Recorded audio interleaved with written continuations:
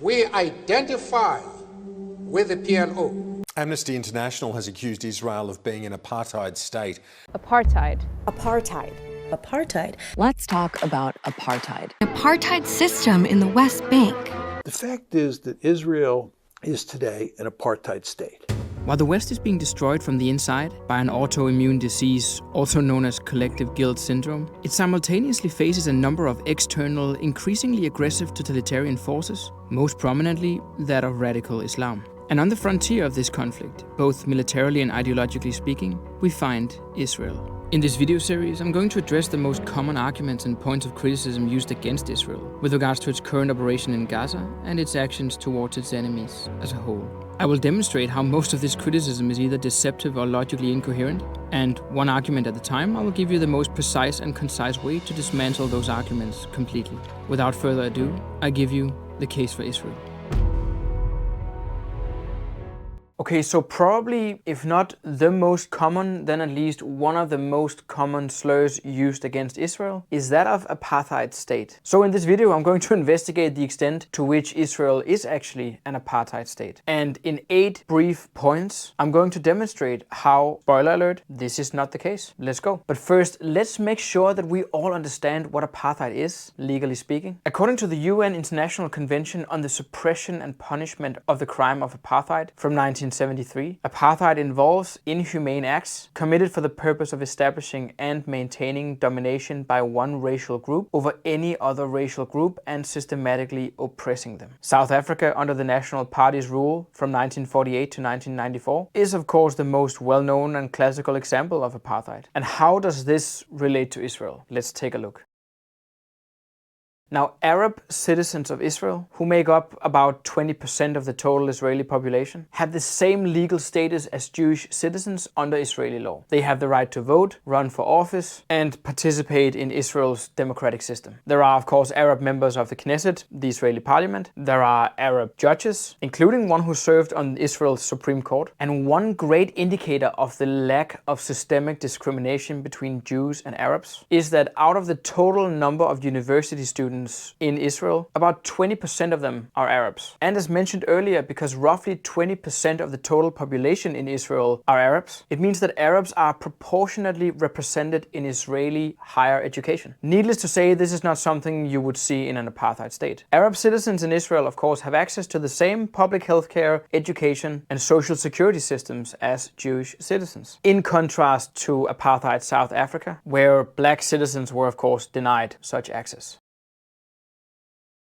Now, the situation in the West Bank and in Gaza is more about an ongoing territorial and national conflict rather than having anything to do with racial or ethnic segregation. The restrictions on Palestinians in these territories, such as the separation wall, checkpoints, and military control, are all security measures rather than racially motivated instruments for segregation, as would be the case in an apartheid state. The thing is, these measures are the result of ongoing conflicts and terrorism, not the result of a systematic racial hierarchy. And how do we know this? We know this because if you look at these measures over time, you'll see how they were always intensified as a result of conflicts. If Israel is attacked by Palestinian terrorists and they then build higher walls and become more strict in terms of letting Palestinians through checkpoints into Israel, it's not because Israel suddenly or coincidentally grew a desire for ethnic segregation or cleansing. It's because they want to protect their civilian population against further Palestinian terrorist attacks. Now, Israel has not formally annexed the West Bank, with the exception of East Jerusalem, of course. Instead, the area is under military occupation, governed by international law related to occupied territories, rather than Israeli domestic law. Now, needless to say, I'm not very keen on claiming that international law holds any real meaning or value, but people who criticize Israel tend to love quoting international law. Therefore, I thought we should mention it here. Now, this model is, of course, distinct from apartheid, where one group governs another based solely on race within a single legal system. Of course, the case of Gaza shows even more clearly how Israel is not really relatable to apartheid. Israel, of course, unilaterally withdrew from Gaza in 2005, basically leaving Gaza to run itself. At the same time, we know, as I've also covered in one of my other videos on this topic, that the Palestinians have been offered their own state several times before by Israel. Every single time they have rejected that offer and responded by attacking Israeli civilians. And again, needless to say, offering the Palestinians their own country would be a pretty strange move for an actual apartheid state.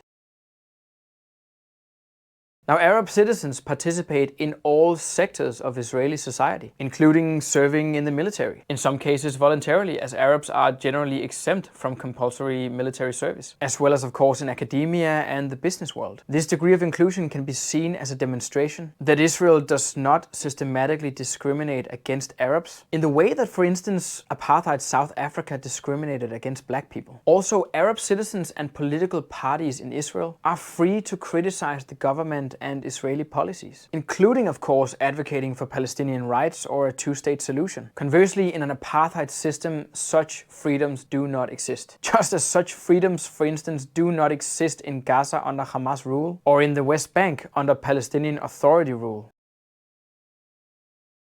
Of course, unlike apartheid South Africa, which had explicit laws defining racial categories and dictating where people could live, work and socialize, Israel does not have such laws. While there are, of course, disparities between Jewish and Arab citizens, particularly with regards to infrastructure and resources, these disparities are not the result of legally enforced racial segregation. Again, the civilians living in the occupied territories are treated as such and not as Israeli citizens. They have been offered their own state several times and have, as already mentioned, refused just as many times, always responding to these offers by attacking Israel. If you had a neighbor who tried to kill you or your family every time you turned your back on him, you would also, if you were rational, make sure that he would never catch his breath, let alone allow him to enter your property. The same way, if the Palestinians were to recognize Israel's right to exist today, they would basically have their own country tomorrow. If they instead were to hypothetically keep trying to murder Israeli civilians, every chance they got, which lo and behold is actually what's happening, then why on earth would Israel want to jeopardize the lives of its own citizens? But let's say that Palestinian terrorists stopped attacking Israel. Let's say that they recognized Israel's right to exist. And if Israel then still over the coming years refused to give the Palestinians their own state, then obviously Israel would be the bad guys.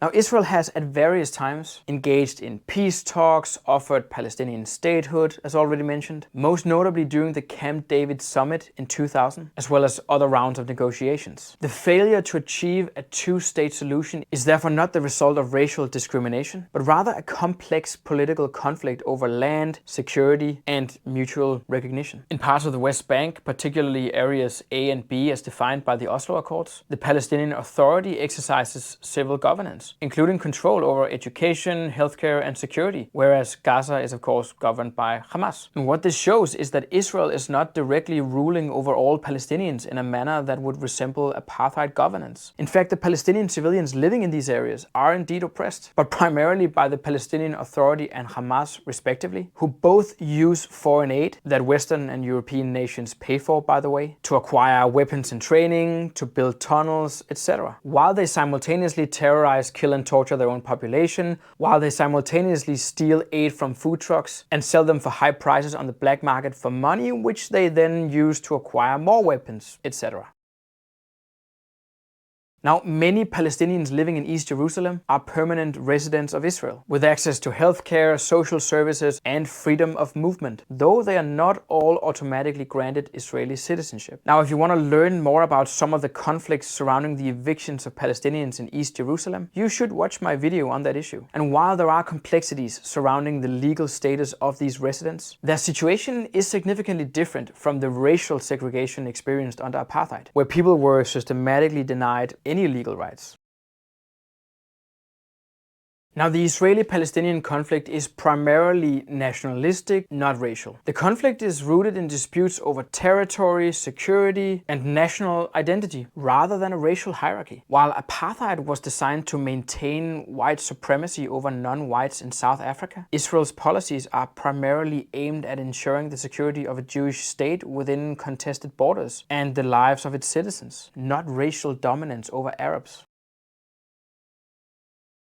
Israel has signed peace agreements with several Arab states, including Egypt, Jordan, and more recently the Abraham Accords with the United Arab Emirates, Bahrain, Morocco, and Sudan. One thing that this shows is that Israel's conflict is not based on racial or ethnic antagonism, as Israel actually seeks to coexist peacefully with Arab and Muslim majority nations, all of which of course further distinguishes Israel from apartheid South Africa. Rather, as history has so far shown, other nations Christians are having a hard time coming to terms with the fact that Israel exists to begin with. And whether this is due to a deeply religious founded hatred for Judaism from the part of Islam, historical or religious claims to the land, whether it's due to the fact that Israel is considered a proxy state for the West, or the fact that Israel constitutes the only democracy in that region, is a question which probably justifies an entirely different video on its own. So long.